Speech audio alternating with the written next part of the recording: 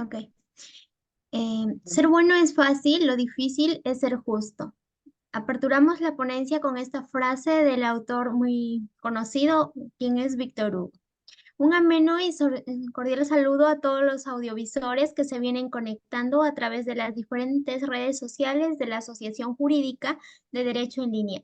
Quien les habla es Arely Medina en calidad de moderadora y pues continuando con el seminario multidisciplinario de jóvenes hablando de derecho que tienen el auspicio del Colegio de Abogados de Piura. Es grato comentarles que contamos con la presencia de un buen amigo de la casa, gran conocedor del derecho penal. Hablamos de Elian Reto, con el tema el despido en la Ley de Productividad y Competitividad Laboral. Pero antes de dar inicio, daremos a conocer los aspectos más importantes de su hoja de vida de Elian. El ponente es estudiante del 11º ciclo de la Facultad de Derecho. Asimismo, es decirista en la Corte Superior de Justicia de Sullana, miembro oficial del Centro de Estudios Constitucionales y Derechos Humanos, miembro oficial de la Asociación Jurídica de Derecho en Línea, miembro fundador de la Asociación de Debate Res Non Verba. También es ganador del segundo concurso de debate multidisciplinario y es ponente universitario debatiente en múltiples eventos jurídicos. En tanto, en nombre de la Asociación Jurídica de Derecho en Línea, le damos la bienvenida a nuestra casa de estudios. De igual forma, estimada comunidad jurídica, hacerles recordar que si tienen preguntas, pueden intervenir durante la clase alzando la mano para efectos de poder participar. Dejando todo recalcado, los dejamos con el ponente. Bien, le cedo la palabra, estimado Elian. Muchas gracias, compañera Arely.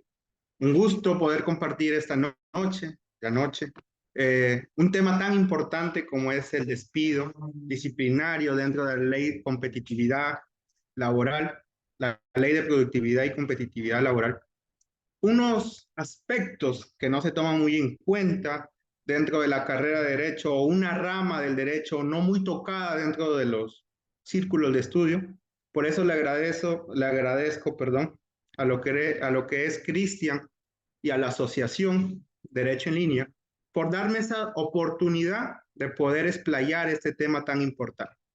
Bien, para hacer un poco de introducción y abarcar o entrar de lleno a lo que es nuestro tema, el despido disciplinario, en la ley de competitividad y productividad laboral. Antes de hablar de lo que es el despido disciplinario, tenemos que repasar las causas justas de despido que contempla nuestra legislación en el artículo 31. Es que así, este artículo ya ha establecido que pueden ser de dos tipos. Siguiente diapositiva, por favor. Bien, pueden ser de dos tipos, como le mencionaba. El primer tipo es la causa justa de despido, siempre y cuando esté relacionada con la capacidad del trabajador. Es decir, que en estos casos el trabajador no va a ser aquella persona idónea para que cumpla con dicho puesto de trabajo que fue contratado. Como lo señalé, el primero es la capacidad del trabajador. Si uno es la capacidad del trabajador, la segunda que contempla nuestra ley va a ser lo que es la conducta del trabajador. En estos aspectos, el trabajador en su conducta no se va a adaptar a las directivas de la empresa. Bien, dentro de la causa justa de lo que abarca la conducta del trabajador, nuestra ley lo ha diferenciado también en tres subtipos que la doctrina les llama. Uno, que es la comisión de la falta grave, que están también tipificados en nuestra ley, que también la veremos en este curso. Dos, la condena de delito doloso. Y tres, la inhabilitación del trabajador. Siguiente, por favor.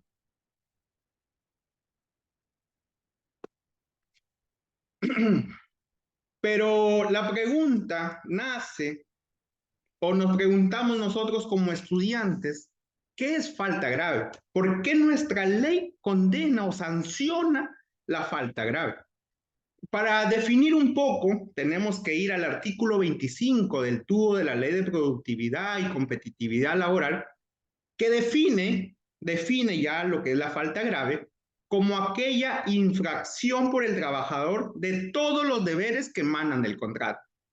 como vemos, tiene una característica. Uno, lo que es infracción, y dos, lo que emanan del contrato. Es decir, que el trabajador tiene que cometer una falta o una infracción que esté tipificada en su contrato de trabajo. Pero otra tercera característica que nos menciona esta definición es que haga irrazonable la subsistencia de la relación laboral. Es decir, que si existe una falta, esta debe ser de gravedad. Por eso se denomina falta grave. Pero si es una falta simple y que no haga imposible mantener ese vínculo laboral, no se puede sancionar. Siguiente, por favor. Bien, como lo mencionaba, el aspecto más característico es el sine qua non. Es decir, que es la gravedad para mantener la subsistencia laboral. Si la falta grave no se puede sancionar como el despido, entonces no vamos a abarcar todo lo que es el sistema del despido como tal, que lo vamos a ver líneas posteriores. Siguiente, por favor. Bien, pero ustedes se preguntarán, ya que nos hablas de falta grave, ¿están tipificadas quizás en nuestra ley? Sí, están tipificadas en el artículo 25 de la Ley de Productividad y Competitividad Laboral. Pero aquí quiero mencionar un aspecto muy importante, porque al hablar muchos doctrinarios, muchos especialistas, muchos investigadores de lo que es el derecho laboral, mencionan que el artículo 25 es estricto, es decir, es taxativo. ¿Qué entendemos por taxativo? Estos juristas nos dicen que es taxativo porque ya están enumerados. Eh, pero para algunos, otra doctrina, una postura en contra de lo que es la taxatividad de este artículo, nos dicen que no, que si bien sí están regulados, están enumerados en el artículo 25, hay un inciso de esta ley, de este artículo, perdón, que no lo permite ser taxativo. Estamos hablando del primer inciso, que es el incumplimiento de la obligación del trabajo que supone el quebrantamiento de la buena fe laboral. Pero ¿por qué los juristas, los doctrinarios dicen que este artículo no es taxativo? Lo vamos a ver más adelante, pero le adelanto un poco, porque el quebrantamiento de la buena fe laboral no está definido como tal en nuestra ley. No está definido en todo lo que es el reglamento o toda la legislación laboral. Es de aquí donde muchas empresas de maneras abusivas despiden a sus trabajadores acogiéndose de este artículo. Le dicen, hey, si bien no has cometido una falta, pero esa falta está quebrantando la buena fe laboral. Entonces, despedido. Se cogen de este inciso para poder vulnerar el derecho del trabajo como tal. Pero para nuestra postura, el legislador o nuestro entendimiento de este artículo, el legislador peruano no quiso instaurar un sistema taxativo como tal. La inclusión de la buena fe laboral es lo que le está permitiendo al operador y a la jurisprudencia incluir faltas que hagan irrazonable la continuación de la relación laboral como tal. ¿Por qué? Porque pueden incluir nuevas faltas sin que estén tipificadas en el artículo 25. Como lo vamos a ver más adelante también, con dos supuestos, dos casaciones que nos hablan del quebrantamiento de la buena fe laboral. La primera es el expediente 3562-2007, donde se despide a un decano de una universidad X, no se menciona, no queremos mencionar la universidad, que se sancionó a este decano por no velar por la transparencia académica de su institución. No veló por la actividad, por esa transparencia de la actividad económica dentro de su universidad. Asimismo, también la casación 1210-2005 es donde se despide a un trabajador por la falta de acciones de control de personal que tenía a su cargo. Uno, se sanciona a un decano por la transparencia en su universidad y otro se sanciona a un trabajador por omitir ciertas medidas. Si nos vamos directamente al artículo 25, no vamos a encontrar tipificados dichas sanciones, pero las casaciones y el mayor intérprete de nuestra legislación nos ha dicho que, si bien no están tipificadas, pueden incluirse dentro del quebrantamiento de la buena fe laboral. Así podemos apreciar que en ambos casos no se cumplió las obligaciones específicas de la función o el puesto que desempeñaba, incurriendo para el tribunal en una falta grave. Debe tenerse presentes que para que se configure un despido que no resulte indispensable, debe acreditarse la presencia de dolo por parte del trabajador. En estas casaciones hay un sector que dice que la doctrina nos dice que debe existir el dolo. Como la universidad y la empresa donde trabajaba el trabajador demostró el dolo de estas personas, incurren en el incumplimiento de obligaciones de trabajo que supone el quebrantamiento de la buena fe. Ahora bien, si bien es cierto, pueden incluir nuevas faltas en este inciso, el Tribunal Constitucional dice, un momento, pueden incluir siempre y cuando existe el dolo. Siguiente.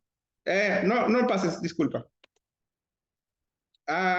Ya analizado lo que es el más importante para mí del inciso, también tenemos una lista, como repito, no comparto que es taxativo, pero sí tenemos una lista que incurre la mayoría de los casos, que paso a mencionar un poco y quiero analizar, si no me equivoco, es la sexta, séptima.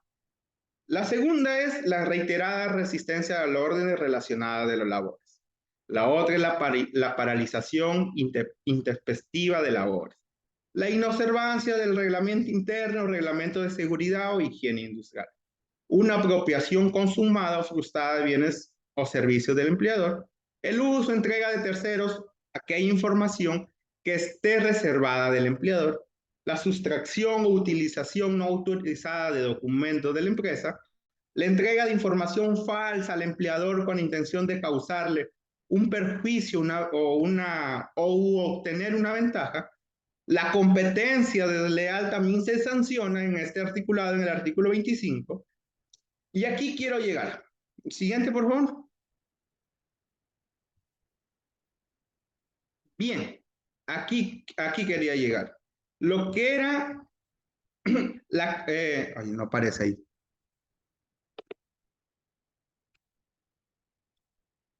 Bien, lo que quería llegar es la concurrencia reiterada en estado de embriaguez o bajo influencia de drogas o sustancias estupefacientes. Creo que la siguiente diapositiva. No, ahí la encontré, disculpa. Se me pasó. La siguiente. Ahí está, en la letra K. La concurrencia reiterada en estado de embriaguez o bajo influencia de drogas o sustancias estupefacientes. Nos preguntamos, ¿cuándo estamos ante una persona en estado de ebriedad, en un estado de ebriedad? Esto también se preguntó lo que es la legislación laboral. ¿Por qué? Porque en la legislación laboral, si la leemos detenidamente, no vamos a encontrar una referencia respecto a lo que es o cuando una persona se encuentra en tal estado, lo cual nos lleva también a los abogados laboralistas, a los especialistas laboralistas, a insertarnos, a introducirnos o tomar una referencia de normas extralaborales a fin de conocer un poco más o tener un patrón objetivo en los cuales se configura tal falta. Para los penalistas, los que conocen el derecho penal, los que son especialistas en el derecho penal, conocerán la ley 27753, en la cual ya se ha establecido una tabla, una tabla de alcoholemia, que indica que una persona se encuentra en tal estado de ebriedad cuando tiene en su sangre entre 0.5 a 1.5 litros de alcohol. Por ello, el derecho laboral no solo abarca lo que es la legislación laboral, sino también para conocer este tipo de faltas, para imputar este tipo de faltas, tenemos que ir a normas extralaborales como es la ley 27753. También nos dice esta ley o nos da un análisis más complejo cuando una persona está en estado de ebriedad, tiene la dificultad de mantener la postura y la disminución de reflejos y de un campo visual. ¿Por qué es importante esta definición que nos hace esta ley? Porque a partir de esa definición, en el expediente 3169-2006, el Tribunal Constitucional, les voy a comentar un poco de lo que fueron los hechos para entrar un poco en contexto y se puede entender mejor por qué el Tribunal Constitucional aplicó esta ley penal en este caso o en este expediente. Un poco de los hechos resumidos, para no entrar mucho en detalle y que no hacer extensivo mucho el tema. El caso comienza con un obrero de limpieza de la municipalidad de Chorrillos que acude a laborar luego de haber estado en un sepelio de su compadre, digamos, un compadre espiritual, donde según él refiere en su manifestación que efectivamente sí libró bebidas alcohólicas. Cuando ingresa a su centro de trabajo, es ahí donde se encuentra con su supervisor, quien le siente el aliento alcohol cuando éste se acerca a saludarla por el Día de la Madre. Es decir, que éste se le acerca y en ese instante la supervisora siente el olor al alcohol.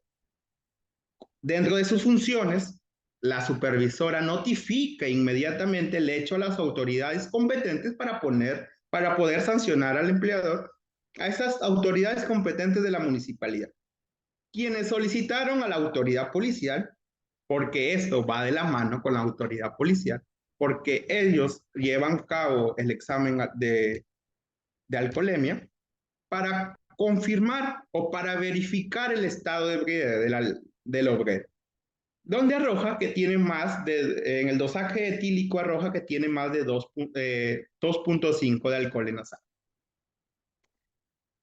Pero el Tribunal Constitucional, a partir de este hecho, como lo he narrado, si bien el obrero tenía demasiado alcohol en la sangre, cuando este caso llegó al Tribunal Constitucional, este dijo, es un despido arbitrario.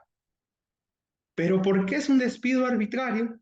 Si el propio articulado 25 lo dice. ¿Por qué el Tribunal Constitucional nos dijo que era un despido arbitrario? Porque si leemos detenidamente lo que es el articulado, nos dice la concurrencia reiterada. La concurrencia reiterada. Es decir, que debe haber una reiteración de los hechos. Algo que no se aprecia. Algunas empresas dicen, venido borracho, vamos a despedirlo. Pero lo que no se sabe es que de este articulado va a primar lo que es la concurrencia reiterada. Es decir, que el trabajador haya asistido más de una vez en ese estado. Por eso el Tribunal Constitucional consideró un despido arbitrario porque la configuración del despido, lo que es por embriaguez o por sustancias, exige de un lado que la conducta del trabajador, como lo reiteré, esta sea reiterada como tal. O en su defecto, también el Tribunal Constitucional dice, si bien para no vulnerar el derecho del empresario, porque a simple vista quizás vulneraba el derecho del empresario, porque yo puedo ir borracho y no me pueden despedir.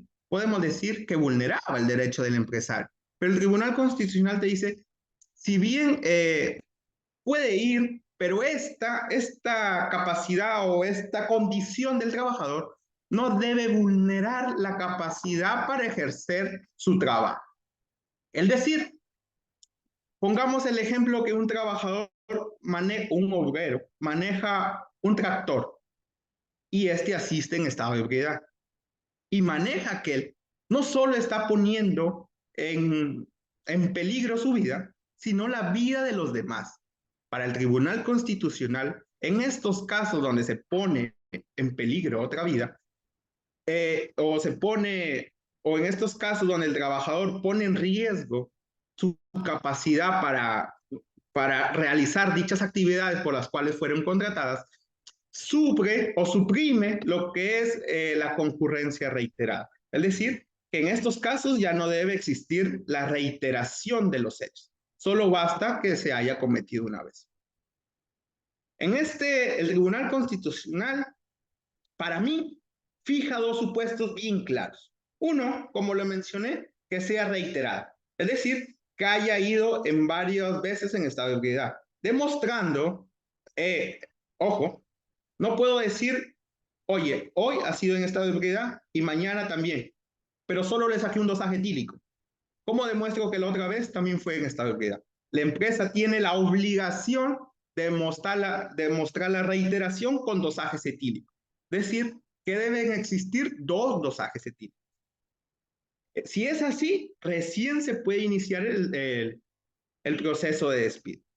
Y el otro es que si el trabajador en estado de ebriedad realiza un labor que, ¿cómo lo digo? Que realiza o que exige cierto nivel de riesgo, como lo mencioné, en este caso no se necesita la reiteración. Estos dos supuestos, después del análisis de este expediente, queda muy claro lo que es la reiteración y cuándo se suprime esa reiteración. Después, en los demás de la lista del artículo 25, tenemos los actos de violencia, lo que es la grave indisciplina, la injuria. Aquí quiero también abarcar un poco lo que es la injuria. ¿Por qué? ¿Por qué nos detenemos en injuria? Es un tema muy polémico dentro del derecho laboral, eh, porque si bien existe ese vacío dentro de la legislación laboral, porque no define exactamente lo que se debe entender por la injuria, lo cual nos lleva necesariamente otra vez a recurrir a normas extralaborales para entender ese real alcance de ese término en el ámbito laboral. Critico mucho la ley, el articulado 25, y muchos juristas también lo critican porque no define exactamente qué se debe entender. Para abarcar mucho más allá, tenemos que ir a normas extralaborales. He traído un extracto de lo que es la Real Academia Española, lo que nos define el término injuria, el cual lo define como agravio, ultraje de obra o de palabra. Mientras que nuestra legislación penal, otra vez nos dirigimos a la legislación penal, vamos a ver cómo es la importancia del derecho penal o la trascendencia del derecho penal dentro de la legislación laboral. El derecho penal define la injuria como el que ofende, ultraja a una persona tanto con palabras, gestos o vías de hecho. De lo cual podemos apreciar que estamos ante injuria cuando una persona mediante, uno, palabras, que pueden ser orales o escritas, gestos o vías de hecho, afecte el honor subjetivo de una persona.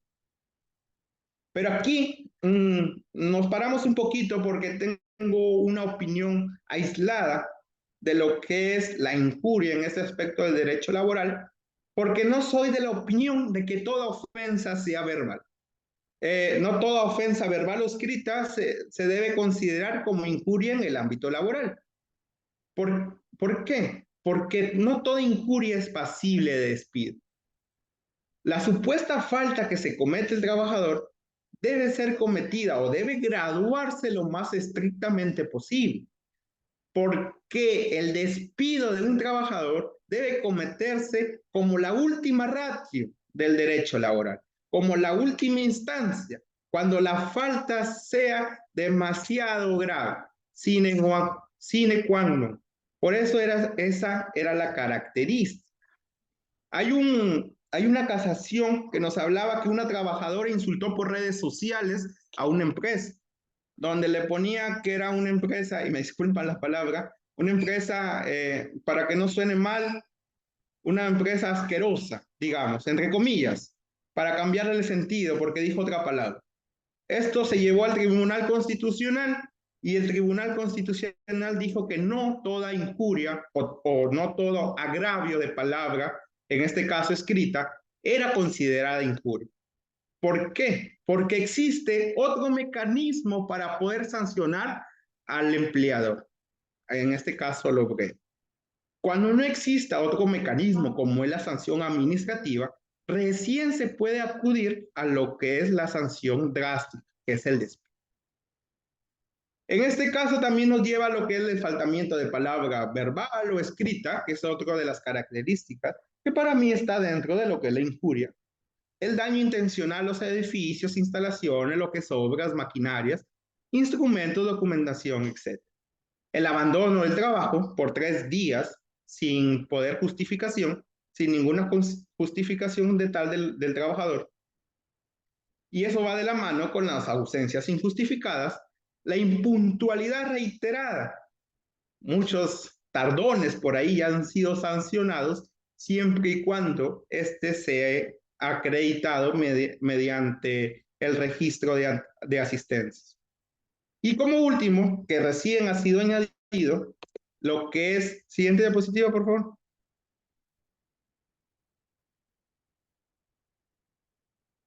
Y el último que ha sido añadido y que ha tenido un gran, lo que es el hostigamiento sexual. Cuando entramos a trabajar a cualquier empresa, lo primero que se nos va a enseñar es cómo evitar el hostigamiento sexual, porque está dentro del planeamiento, la planificación de cualquier empresa. Se le obliga a capacitar a sus trabajadores para evitar el hostigamiento sexual. No solo de mujeres, sino también de hombres. Siguiente, por favor. Bien, ya analizado lo que son las causas o lo que estaba en el artículo 25, ¿por qué se puede despedir un trabajador? Entramos a la última etapa, al último proceso, como dirían los abogados, de lo que es el despido. ¿Qué pasa si a un trabajador, tú como empresario, tú le tipificas una falta al empresario? Como empresario le tipificas una falta a un obrero o a un trabajador. ¿Cómo sancionarlo? ¿Simplemente lo despido? ¿Le digo, estás despedido? No, así no funciona. Cuando se le imputa una falta, se debe seguir un procedimiento, que son 3 pasos. Uno es el emplazamiento del trabajador, 2 son los descargos de aquel trabajador y la remisión como tal de la carta de despido. Y el cuarto que he puesto aquí, si bien no es un paso, es un principio que se debe tener en cuenta dentro de todo lo que es el procedimiento de despido. Estamos hablando del principio de inmediatez, que va de la mano con el principio de razonabilidad. Vamos a verlo más adelante también, pero les adelanto que el principio de razonabilidad es por el tiempo, porque dentro del procedimiento nos van a dar unos tiempos para podernos emplazar y que donde el trabajador puede hacer los descargos como tal. Bien, comenzamos con el primer paso, el emplazamiento del trabajador.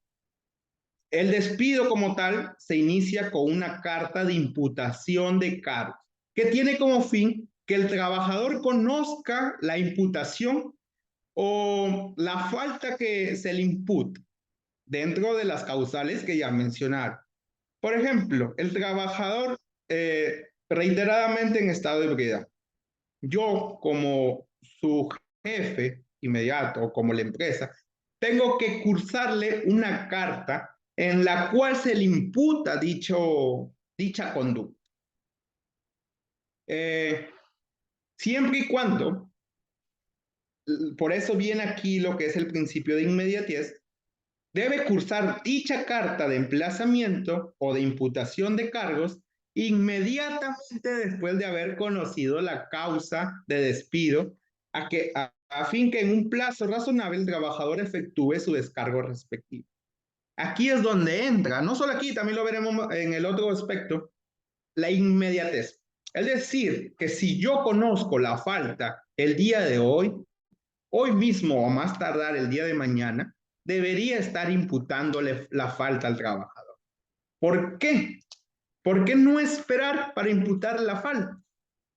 Porque en reiteradas jurisprudencia el Tribunal Constitucional ha dicho que si no se sanciona con el principio de inmediatez, la falta tácita se puede ver como perdonada. Se perdona tácitamente. Por eso, un relevante requisito de la carta de imputación de cargos es que debe precisarse ahí en la carta detalladamente los hechos que constituyen la falta. Es decir, que debemos detallar exactamente lo que ha ocurrido. Debemos detallar la falta que se imputa. Porque si no se detalla, no se va a cumplir lo que es el emplazamiento del trabajador. Y todo este proceso, si lo llevamos a un proceso judicial, como empleador lo vamos a perder. Como empresa lo perdemos, de hecho, si no se cumple lo que es el emplazamiento del trabajador. Por eso se recomienda que en dicha carta se detalle de manera exacta cómo se conoció o cómo se dieron los hechos. Digamos que emplazamos de manera correcta, de manera exitosa al trabajador. Ahora, ¿qué sigue? Como segundo paso, tenemos que el trabajador realice sus descargos. Mediante esos descargos, se le permite al trabajador ejercer su derecho de defensa, su derecho de defensa. En ningún momento, en lo que es el despido por una causa justa, se le está vulnerando el derecho de la defensa al trabajador. He escuchado muchas veces en lo que es el despido arbitrario a muchos abogados decir, no, se me vulneró el derecho de defensa a mi trabajador. Se vulnera sí cuando no se le da ese plazo mínimo otorgado dentro de los descargos de trabajador. Pero ¿cuál es ese plazo mínimo? El plazo para que realice su descargo, el de 6 días. Es decir, que el trabajador tiene esos 6 días hábiles para realizar sus descargos, para lograr una defensa. Sin embargo, hay una contraposición que no se le da esos 6 días cuando se trata o cuando se halla al trabajador en una falta flagrante. En ese caso se despide automáticamente. Cuando un ejemplo para entender un poco más de la flagrancia, es decir, en la ley en el articulado 25 establece que se encuentra el trabajador robando material de la empresa. Si ha sido en ese caso, no necesariamente se debe aplicar lo que es el procedimiento arbitral. Se despide automáticamente, siempre y cuando exista la flagrancia. Y como tercer punto, tenemos la remisión de la carta de despido. Como tercer y último paso, aquí se consuma el despido justificado.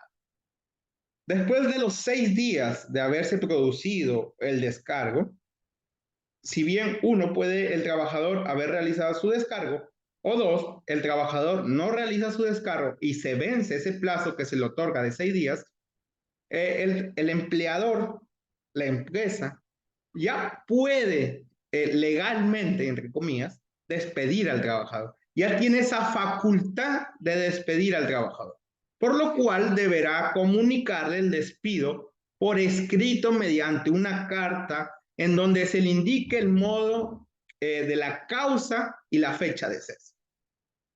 Después de haber ocasionado todo esto, el empleador está en la obligación de despedir y esa carta de despido debe mantener o debe estar envuelta por ciertas características.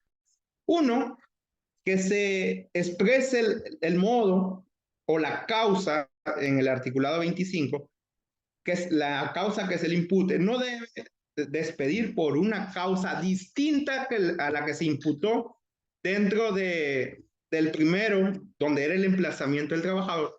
Es decir, que si en el emplazamiento del trabajador se me imputó una falta A y donde se me remite la carta del despido se tipifica una falta B, estaríamos en un despido injustificado.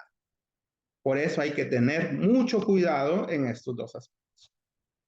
Y también en esta carta se debe considerar y debe estar detallado lo que es la fecha de cese. Es decir, si el trabajador ha sido despedido hoy, 24 de mayo, en la carta debe decir 24 de mayo, la fecha de cese. Este despido ya se efectúa o se consuma cuando se remite la carta simple, no es una carta simple, nomás hecha por recursos humanos de la empresa, no necesariamente debe ser notarial, al trabajador. Ahí se consuma lo que es el despido. Pero ¿qué pasa si el trabajador se niega a recibir esta carta? Si no la quiere firmar, se niega a recibirla. El empleador está en la facultad, ahora sí, de mandar una carta notarial o una carta a través del juez de paz o de la misma policía para cumplir lo que es la remisión de la carta de despido. Bien, ahí terminamos lo que es el procedimiento de despido, pero queda en el aire lo que es el principio de inmediatez. Quizás no se entendió un poco al principio, pero digamos que el principio de inmediatez, su observancia en todo el despido laboral, es de suma obligación, es obligatorio. Uno, tanto al iniciar el proceso de investigación ante la comisión de una falta laboral, como también, dos, al comunicar la sanción aplicable al trabajador. En esa línea de ideas, el Tribunal Constitucional nos dice que el procedimiento previo de investigación de la falta grave debe iniciarse apenas el empleador tome conocimiento de la falta. No olvidemos este aspecto porque muchos procesos se han caído por eso. Porque el empleador no investiga inmediatamente, pasa 1, 2, 3 meses y recién quiere investigar el hecho que suscitó hace 3 meses. En este caso es una condenación o una aceptación tácita de lo que es la causa de despido. Es así que para la determinación, pero ustedes se preguntarán, ¿qué pasa si no se sanciona o cómo decir que no se ha sancionado? ¿Qué plazo? Si bien la ley no solo nos da el plazo de 6 días, también por eso es muy importante o el principio de inmediatez iba de la mano de lo que es el principio de razonabilidad, porque el plazo también debe estar dentro de lo que es la razonabilidad. Porque este último principio va a actuar como un límite o llamado por la doctrina un freno moral y elástico que se puede aplicar en aquellas áreas del comportamiento en que la norma, como en el caso laboral, no estipula algunos límites o no está establecido aquellos límites, por ejemplo, con días o meses. Bien, ya para terminar un poco de lo que es el proceso de despido y, y el despido dentro de la ley de competitividad y productividad laboral, no olvidar que la casación 1939-2017 sí ha establecido que debe presumir que el empleador, como lo mencionaba, perdona o condona una supuesta falta grave cuando no se sanciona de manera inmediata y con razonabilidad. Por eso, la importancia de lo que es el principio de inmediatez y el principio de la razonabilidad que van de la mano dentro de todo lo que es el despido arbitrario. Y dentro no solo del despido, sino también de la ley laboral, de todo lo que abarca el derecho laboral. Siguiente, por favor.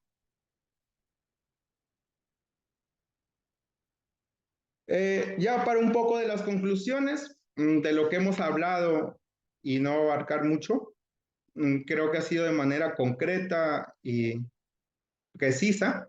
En nuestra legislación laboral, la calificación de una conducta como falta grave está reservada a la ley, es decir, que están establecidas en la ley. Para el jurista Blanca Bustamante, de acuerdo a la norma citada, la falta grave presenta los rasgos siguientes. Uno, la infracción por el trabajador de los deberes esenciales que le impone el contrato de trabajo. Es decir, que la falta, si bien no está estipulada en el artículo 25, también puede estar estipulada dentro del contrato. 2, la gravedad de dicha infracción. Porque si no existe tal gravedad, no se puede despedir. Se puede utilizar otra alternativa para sancionar al empleado. Y 3, la culpabilidad del trabajador. Es decir, que como lo hemos visto, debe existir el dolo por internet. Y como último, el despido sería aquella sanción cuyo efecto es extinguir el vínculo laboral. Esta última conclusión se saca de lo que es la definición de despido. De manera sintética, lo que es el despido, se dice que el despido es la extinción del vínculo laboral. Cuando hablamos de despido, grábense en la cabeza, es que se extingue ese vínculo laboral entre el trabajador y la empresa como tal. Siguiente, por favor. Eso sería todo. Espero que les haya gustado y que hayan aprendido un poco más de lo que es la rama de derecho laboral. Y sin antes agradecerle a lo que es Asociación Derecho en Línea y a su presidente, Cristian, por darme la oportunidad de expresar y dar a conocer este tema tan importante dentro de la asociación, dentro de la comunidad jurídica, y no sin antes despedirme con agradecer a los que están aquí un sábado haciendo academia, a Areli también por su grandísima moderación, y a ustedes por querer seguir aprendiendo, porque eso es lo que hace un abogado. No rendirse y seguir aprendiendo, así sea un sábado. Quizás algunos estudiantes estén en fiestas o han salido, pero ustedes están aquí aprendiendo para ser mejores.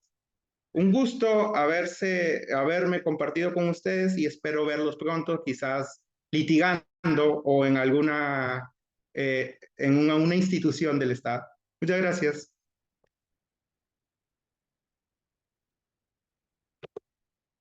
Ok, muchas gracias, Elian.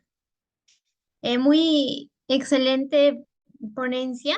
En primer lugar, felicitarte por tan ilustre abordaje en el tema. El despido en la ley de productividad y competitividad laboral. La verdad que estuvo excelente tu explicación.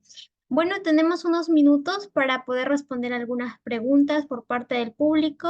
A todos los conectados se les indica que si tienen alguna duda pueden hacer mediante el chat o levantando la mano para efectos que se les ceda el uso de la palabra.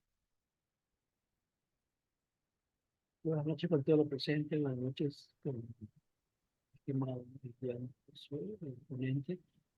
Muy interesante disertación y presentaciones. Quisiera plantearle en el caso muy peculiar y recurrente en los centros laborales, el acoso laboral.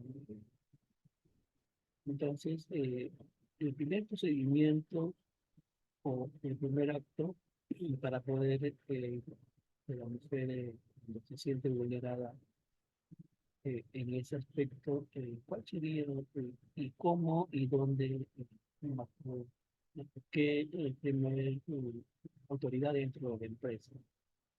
Eh, yo también soy estudiante de Derecho y por eso también entro a las ponencias para la convención de muchísimas gracias.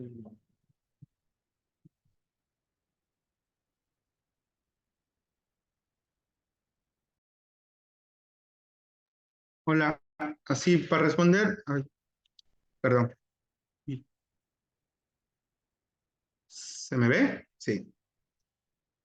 Mm, el compañero Rodolfo, gracias por la pregunta, interesante pregunta. Mm, lo que es, él se refería a lo que era el emplazamiento del trabajador, lo que era el primer supuesto, donde se inicia la carta de imputación como tal de los cargos, que bien explicado. Él nos dice a qué entidad o qué institución dentro de la empresa podemos asistir. Eso es lo que entendí de la pregunta, ¿verdad? Si no me equivoco. Sí, estimado Elian, Sí, sí, ya, sí. gracias. Cada empresa tiene diferentes lineamientos y está estructurada de diferentes maneras. Hay que abarcar o hay que ver un poco por eso. Pero mayormente lo que sanciona y lo que remite la carta o el emplazamiento, perdón, de la imputación de la falta es lo que es recursos humanos. Ahí está dentro, no solo ven sueldos, no solo ven lo que es pago, sino también ven lo que es el despido. Muchas veces lo que es recursos humanos elabora y está dentro también de lo que es la asesoría legal. Dentro de cada empresa está compuesta, si es una empresa, claro, una empresa bien complementada, tiene asesoría legal y esto va de la mano con recursos humanos, que tiene la obligación de imputar aquella falta con el principio de inmediatez. Esto va a depender mucho de lo que es o cómo está constituida diferentes empresas.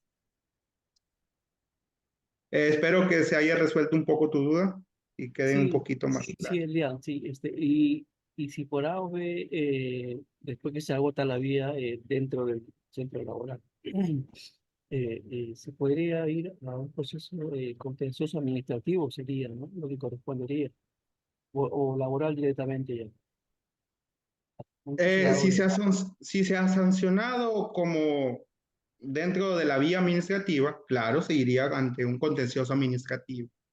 Diferente sería el caso donde el trabajador haya sancionado sin remitir la carta como tal. Ahí sí iríamos directamente a lo que es un proceso laboral. Perfecto, estimado José Yáñez, muy amable, muchas gracias.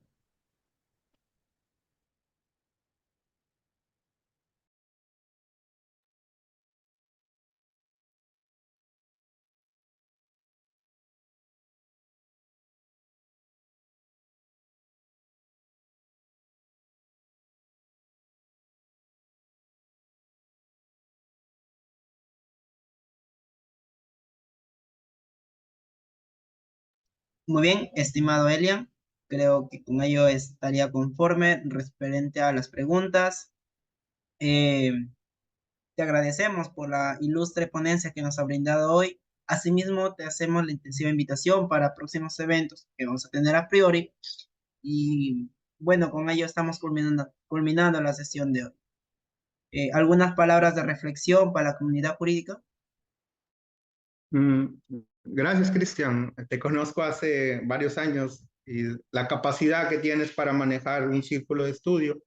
Agradecer por la iniciativa que se está dando a los jóvenes en lo que es el ámbito de ponencias e invitar a la mayoría también que puedan dar sus disertaciones y hacer academia, apoyar a lo que es la propagación del derecho. Y si están también interesados por lo que es el derecho laboral, mm, escribirle un poco a Cristian y si a ver si se animan también a lo que es esta rama, porque es una rama que no tiene tanta propaganda, digamos, porque he visto en lo que es las ponencias, mayormente dan lo que es el derecho penal, el derecho civil como tal. Por eso, animarlos a esta rama que es tan bonita. Es una rama muy compleja, sí, porque abarca no solo derecho laboral, también abarca derecho penal, como lo hemos visto, derecho civil como tal por los contratos, derecho penal por el estado de embriaguez, y también hay derecho laboral penal, y animarlos y agradecerles por estar aquí un sábado, quizás un sábado de academia, como lo digo yo. En mis redes subía, hoy hacemos sábado de academia. Me gusta hacer academia, me gusta charlar, conversar un poco de lo que es la rama del derecho. Y agradecerles por estar aquí un sábado. Quizás pudieron estar haciendo otras cosas, divertirse un sábado, pero están aquí para aprender. Quizás aprender no tanto de mí, sino también, es domingo. Oh, me perdí en el tiempo, disculpa. Me quedé en el día de ayer. Un domingo, ve, peor aún, un domingo que la gente está en familia, haciendo academia igual, de que ir a misa. Se me hace tarde para ir a misa. Y agradecerles también a ustedes por estar aquí, reiterar mis agradecimientos a lo que es Asociación Derecho en Línea y que he visto que están haciendo diversos diplomados diversos conversatorios. Anímense a esta asociación y no sé si, Cristian, estarán abiertas las convocatorias para que la mayoría se inscriba y poder tener mayor acogida o mayor trascendencia a lo que es los conversatorios y las ponencias. Muchas gracias a todos. Felicitaciones también para ustedes. Muy amable, estimado Elian. Con ello damos concluida la sesión de hoy día e invitamos a la comunidad jurídica que nos pueda acompañar el día de mañana.